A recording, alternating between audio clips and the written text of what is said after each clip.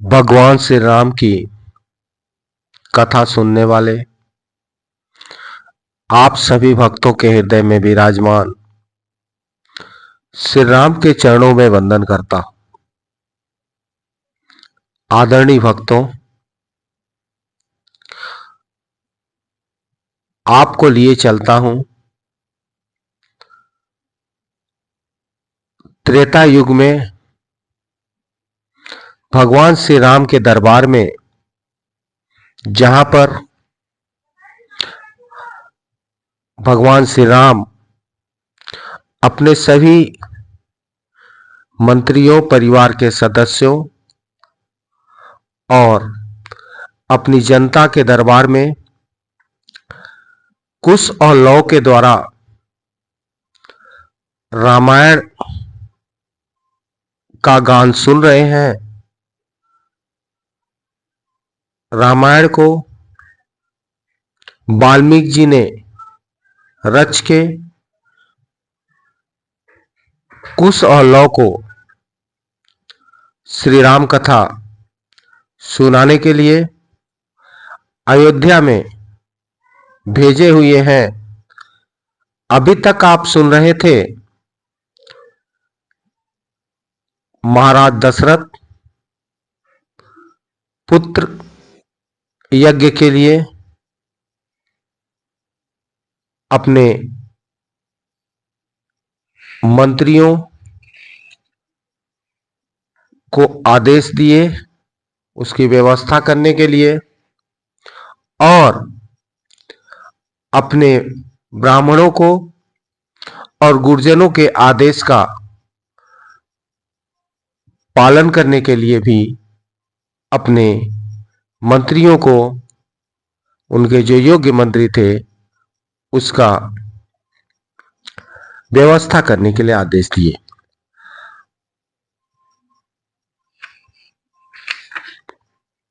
इस तरह से पुत्र यज्ञ के लिए महाराज दशरथ जी अश्वमेघ यज्ञ को करना चाहते हैं।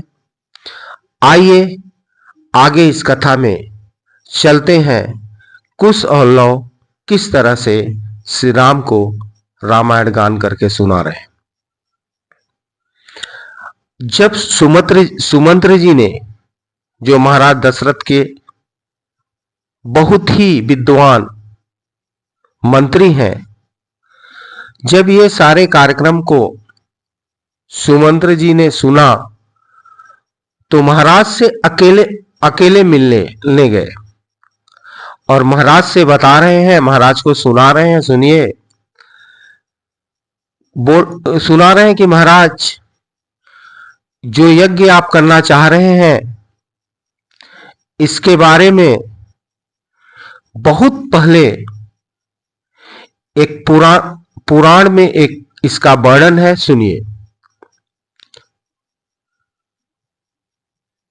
जिस तरह से आपके ऋषियों ने पुत्र प्राप्ति का उपदेश अश्वमेघ यज्ञ करने के लिए आपको दिया है, सुमंत जी बता रहे हैं कि हम बहुत पहले सनत कुमार जी से, भगवान सनत कुमार ने ऋषियों को एक कथा सुनाई थी, उस कथा को आप महाराज सुनिए।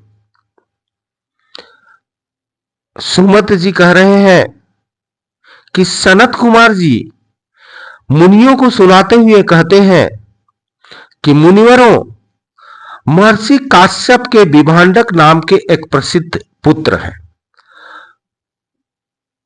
महर्षि काश्यप के एक पुत्र हैं जिनका नाम विभांडक है। उनसे भी एक पुत्र होगा जिनका नाम होगा ऋषि सिंह।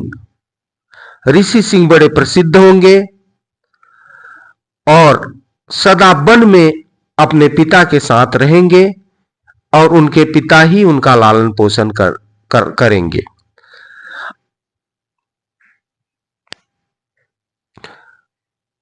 इस तरह से ऋषि सिंह को विभांडक मुनि अपने पास वन में, अपने आश्रम में रखे हुए थे।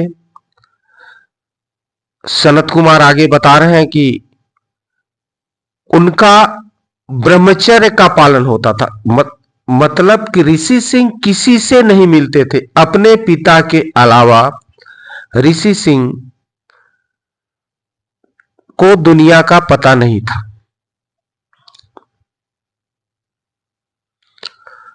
उनका मुनि के समान जीवन था और अपने यशस्वी पिता विभांडक की सेवा में व्यतीत होता था। और उस समय वो बता रहे हैं कि जिस समय ये हुए उसी समय अंग देश में रोम पादक नामक एक बड़े प्रतापी और बलवान राजा होंगे। वो बताए कि इस तरह से होगा। सनत कुमार जी आगे की घटना जो होने वाली थी यही अपने ऋषियों को सुना रहे थे। उसी को सुमंत्र जी महाराज दशरथ से जब पुत्र यज्ञ के लिए अश्वमेघ यज्ञ करने की तैयारी कर रहे थे तो सुना रहे हैं। बता रहे हैं कि सनत कुमार जी सुनाए थे कि अंग देश में रोम पादक नामक एक बड़े प्रतापी और बलवान राजा होंगे। उनके द्वारा धर्म का उल्लंघन हो जाने के कारण उस देश में घोर अनावृष्टि हो जाएगी। इसका अर्थ है कि वहां पर पानी नहीं बरसेगा। अंग देश में रोमपाद नामक राजा जो अधर्म कर देंगे, धर्म का उल्लंघन कर देंगे तो वहां पानी नहीं बरसेगा। जब वर्षा बंद हो जाएगी, पानी नहीं बरसेगा, तो रोमपाद जी और वहां की प्रजा बड़ी दुखी होगी। इसके बाद शास्त्रों में, शास्त्र ज्ञान में बड़े बड़े ब्राह्मणों को बुलाकर उनसे इसका मार्ग वो पूछेंगे रोमपाद कि किस तरह से हमारे राज्य में वर्षा हो और हमारे पाप का प्रायश्चित हो।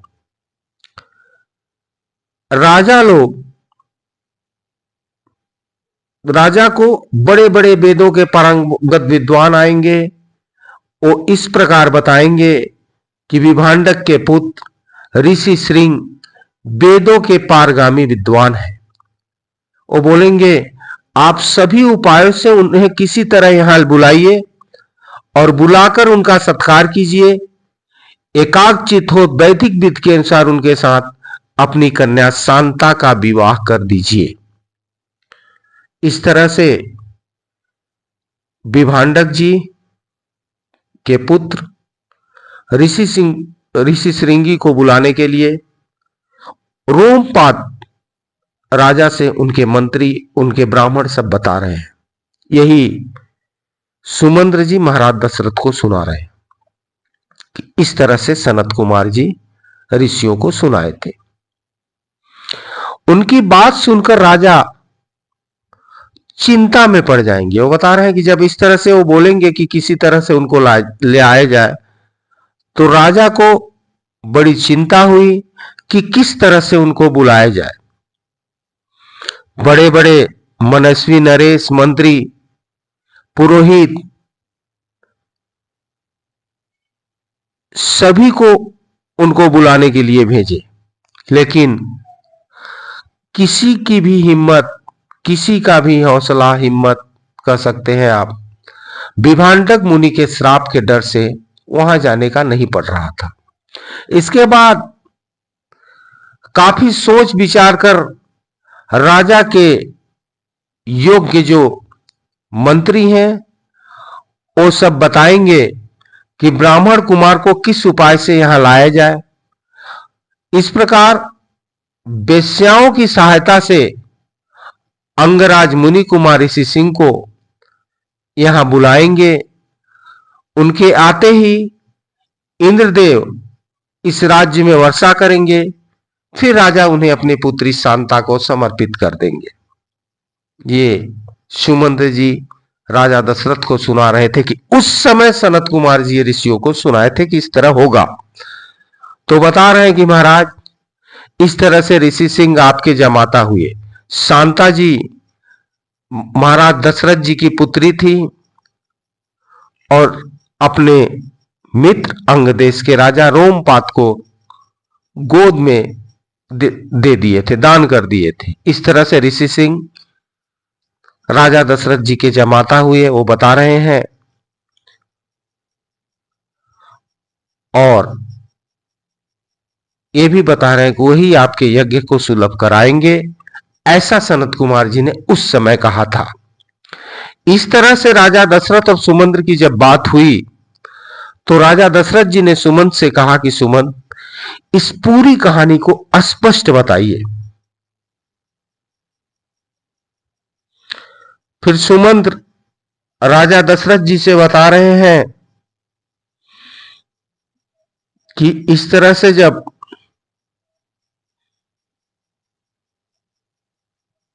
रोमपाद के मंत्री ऋषि सिंह को लाने का उपाय जब किए तो बता रहे हैं किस तरह से उस समय ये घटना घटी। सुनिए महाराज।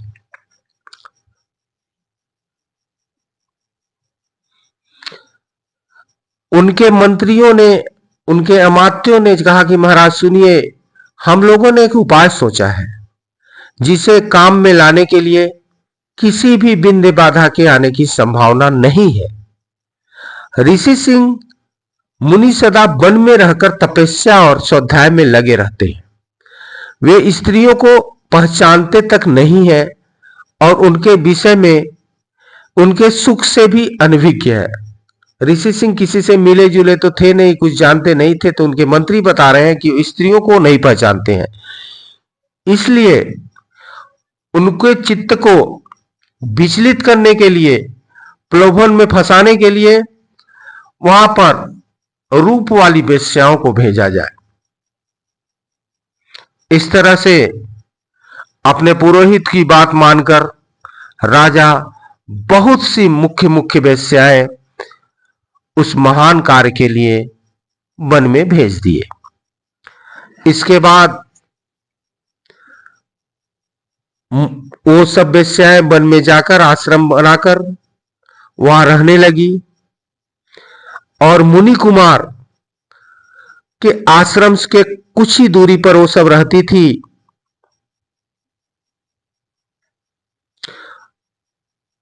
जब विभांडक मुनि वहां नहीं रहते थे तब उनसे मिलने वहां जाती हैं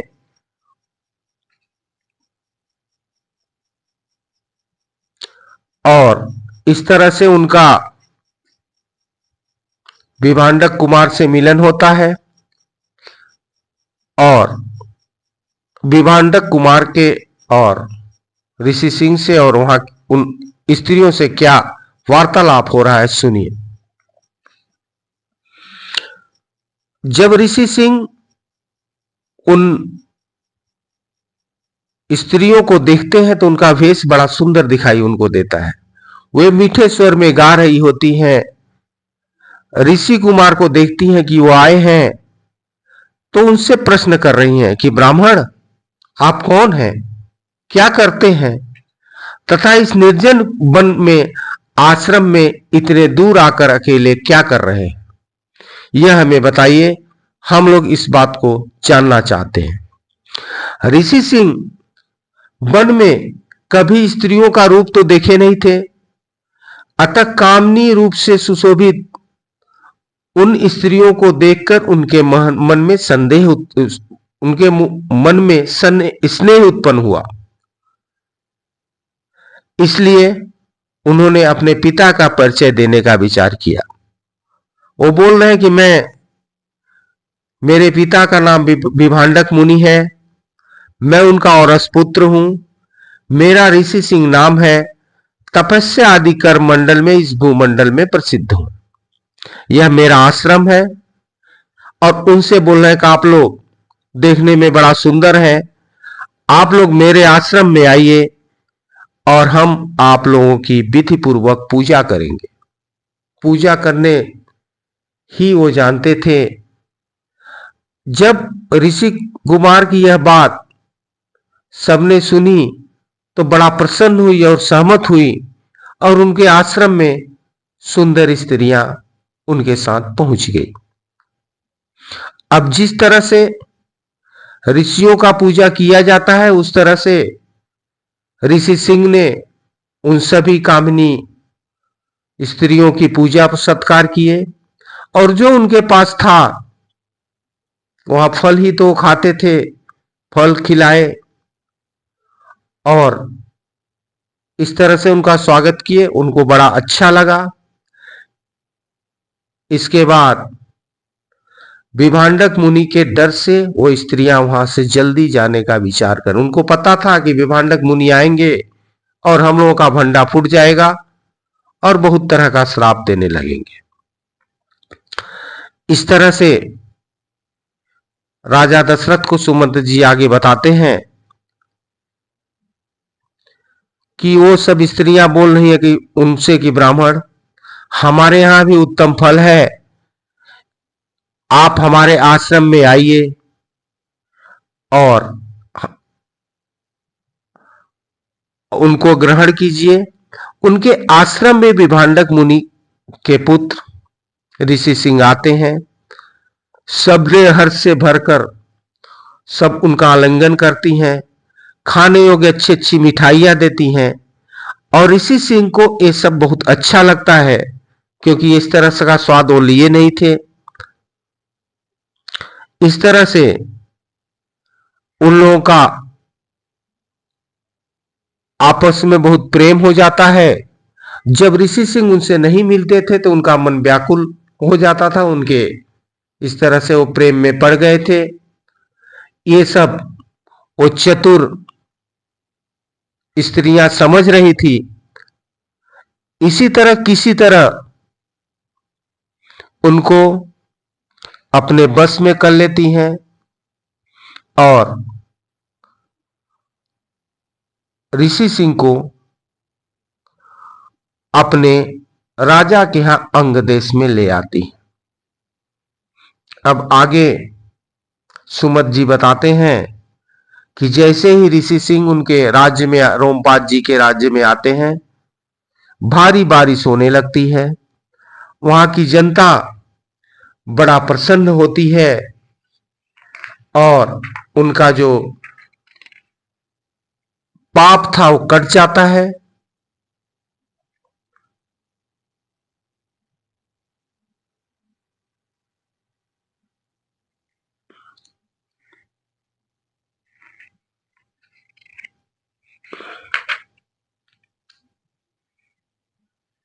और भगवान इंद्र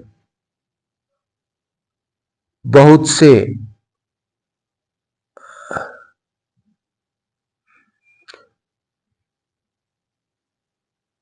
बहुत ही अच्छा मतलब खुशहाली लाते हैं।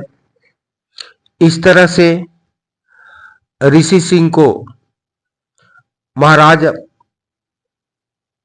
कुछ दिन बाद अपने आश्रम, अपने अंतःपुर में ले जाते हैं। अपनी कन्या शांता का विवाह करते हैं और शांता और ऋषि सिंह वहीं अंग देश में रहने लगते हैं। ये बात सुमंद्र जी ने बताया कि बहुत पहले पूरा पुराण की ये कथा सनत कुमार जी ने ऋषियों को सुनाई थी। इसलिए यहां पर ऋषि सिंह को बुलाया जाए और यज्ञ करवाया जाए जिससे कि आपकी पुत्र कामना यज्ञ, अश्वमेध यज्ञ सफल हो। आपके हृदय में विराजमान श्री राम के चरणों में वंदन करते हुए अपनी कथा को आज विराम देते हैं। फिर कभी इस कथा को आगे ले जाएंगे। तब तक के लिए जय श्री राम।